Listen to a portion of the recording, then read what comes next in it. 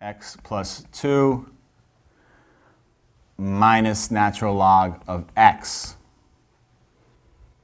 Okay?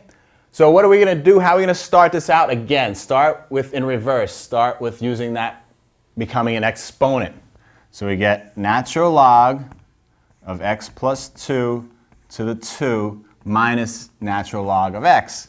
No exponent here, but minus, remember, becomes a division. So what do we get? We get the natural log of x plus 2 squared over x. All over x. All right, and we'll do one more of these because I think these are really important. You want to get the practice in.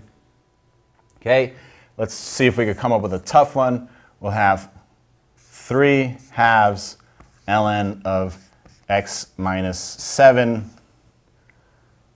plus ln of x 2 ln of x minus 1/2 ln of x minus 3.